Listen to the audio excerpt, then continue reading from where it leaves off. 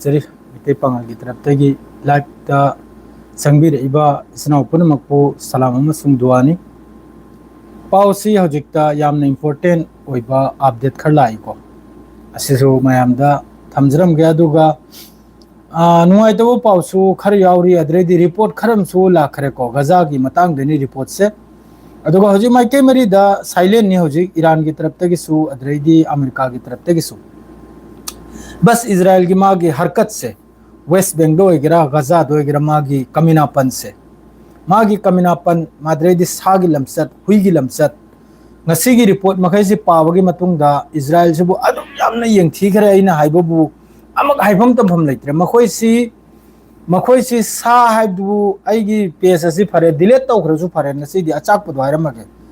gaza gi report khar hoji ki makhoi human rights ki taraf tagi UN ki taraf tagi report khar lai se angang bising kulma thoi hena angang pigla ba asi hat khibagi सहित तौखिबगी अंगांग तनि हर से 15 years की मनुंग दसलबा अंगांग अंगतनि से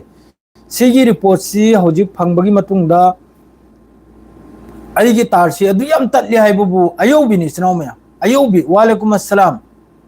अयोबिनी अइगी तारसिने तत्खरिसी होजिकी गजा की report से अदुगा होजिक अमक्का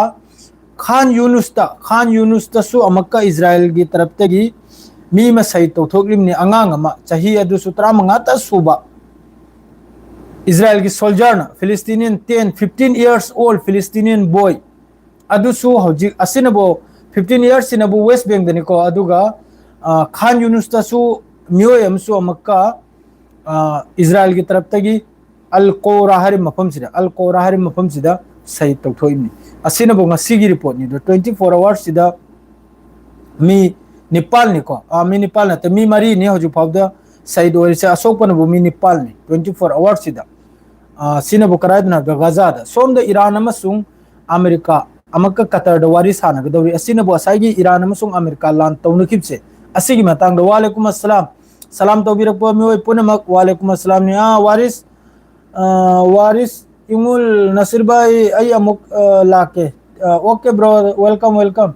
hello अस्सलाम वालेकुम वालेकुम अस्सलाम अदुक ngasi si world cup ni matambudi sangdre ganta phadre japan amasung brazil ni ko Japan से अखोई की एशिया की ओइबनिना मा बोदुम सपोर्टर गे अदु असाई की अइना गजा मनुंगदा मयाम सु खंगेल वापस सिगी वारी से गजा मनुंगदा करी मोंगदनो लाम की मतम सिदा इजराइल की तरफ ते की अंगांग मखई शहीद तौखिब से असिगी वारी सी अइ अदुम हाइजरके मयाम सेकेंड अंग खत ngairम खोचनाव मयाम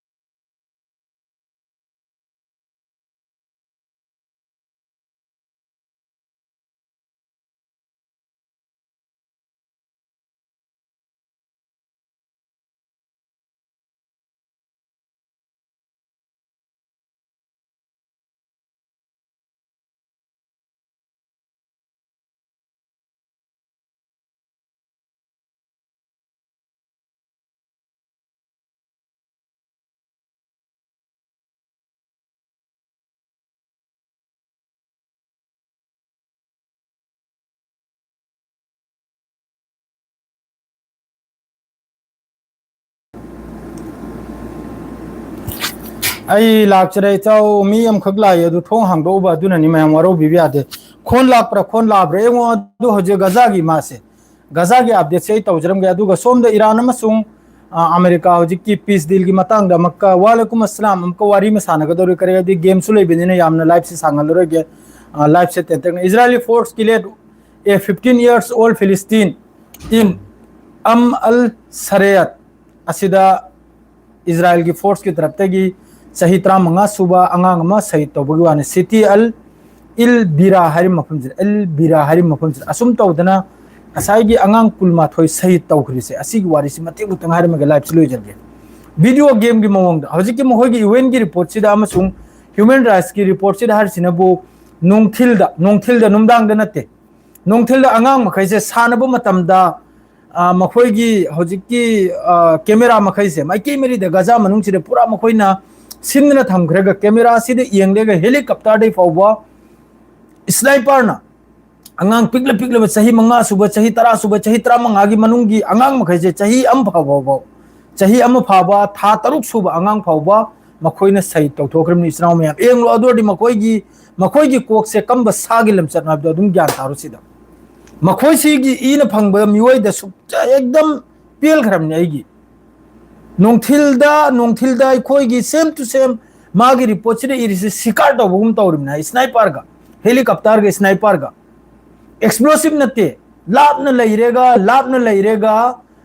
लैरेगा स्नाइपर ने लुम लेगा अहम मखोइगी ड्रोन अद्रेदी मखोइगी कैमरा थमलिम मखैदो अदुना अंगांग से कराइदि थोकलई करिनो हाइने तौबदो अदु येंगलेगा अदु स्नाइपर ने कापलने अंगांग लिसिंग कुलमाथोय हौजिक सु ngasi सु चाही 35 सुबा अंगांग सिसु लंबीदा थोकलकपदा सानिबो कांदा चलिबो कांदा स्नाइपर ने कापिमनि स्नावमया अदोडी मखोइसी कम जात की मी ओरमगनि अदुम खंथदने येंगलो मखोइसी कम जात की मी ओरमगनि अदुम खल्लो अब मखोइसी ग सोकनबो मी मखैसे कम जात ओरमगनि येंगलो अदुम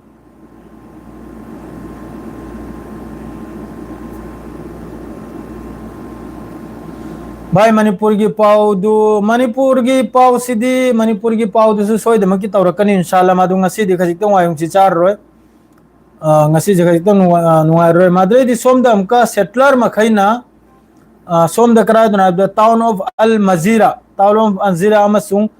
सरकिया माद्रे दि कफर मालिक असि मखैसे रसु असाइगी फिलिस्तीनी युम मखैसे गजा मनुंग यामने एंगुसी इजराइल की मागी उन्थोंग फटकिद्रबा उन्थोंग सागी लमच चतक्रबा मागी पॉलिटिक्स नि को नाकलम दलो एरे मा नाकलम दाहुरिमे ईरान का होजिक सिसफायर नि साउथ लेबनान गसु माद्रेदी लेबनान गसु सिसफायर नि वारिस हानखरे होजिक मान करम न चंग से सीरिया माद्रेदी वेस्ट बैंक माद्रे गजा असिरा मक्का नौन जुलुम छौर ना मागे सागी सागी लमच अदो होजिक की रिपोर्ट से असांग रिपोर्ट नि गूगल लेबनि इस्राव में यूएन की तरफ तगी माद्रेदी मखोगी ह्यूमन राइट्स की तरफ तगी अदुगी रिपोर्ट तो पूरा फोंदोरा खरमनी करी मोंगदनो मखोइना अंगांग लिसिंग कुलगमाथोय खर हेंतकना लिसिंग कुलगमाथोय तारनो को बहुत हेननी असी कम तौरगा मखोइना हतखिमनो कम तौरगा सही तौखिमनो अंगांग चही के सुबलेनो था 3 सुबा अंगांग फाव यावखरम था 3 सुबा अदुदा फावबा स्नाइपर न कापंगम खरिबा मीदुगिने मागी दिमागी हालत से कया साथिने सावरमने अदुम खनने मागी अदुना फंगबा ई मखैसे कयाम फलम लोय कयाम थार क्लास ओरमगना अदुम खंगलो समना है अदुई रिपोर्ट तो पाबदगे ई कोक से थबुक सुद्रिबने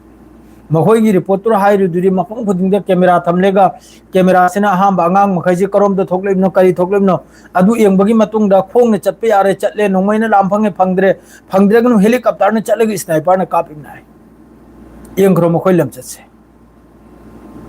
येंगनी बोल मतम वाली खजितम वाली अदुगी लाइव से थोक चरकपनी अदरेदी ब्रेकिंग होइबा अपडेट हाइबुबो अमेरिका के डोनाल्ड ट्रम्प की तरफ ते किसु मीटिंग तौबगी वासी आखरे कतर दमासी ट्यूसडे नुमित्ता लेवापोको नुमित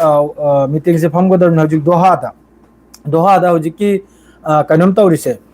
ईरान अमसुंग अमेरिका हुजिक स्ट्रेट ऑफ हॉर्मुज की मतंग नैनरिसे हुजिक ईरान की तरफ ते क्लियर नि को 30 डेज स्ट्रेट ऑफ हॉर्मुज होगी कंट्रोल द थमगना माद्रे मसूद पेजेस्कियान की तरफ ते किसु लाउथोरप मखोगी हुजिक कतर की तरफ ते 6 बिलियन अहमदा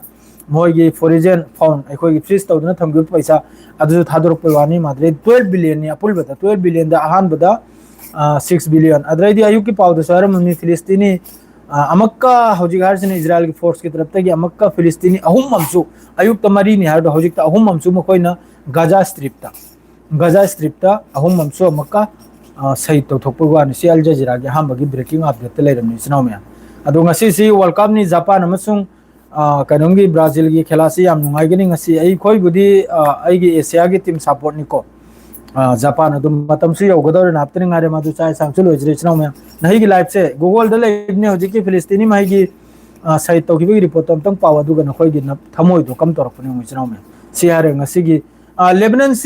से हजिक से लेबनान की पाव लेबनान से हजिक फावबा हिजबुल्लाह की तरफ तगी क्लियर वानी को हिजबुल्लाह ना हर सिनबु लेबनान बुंगाक सेलबेदंग त मखोय हमेशा रेडी नि सिनी लेबनान की अदुगा बोइलेसन तौरप तारदि मखोय की पूरा नजर से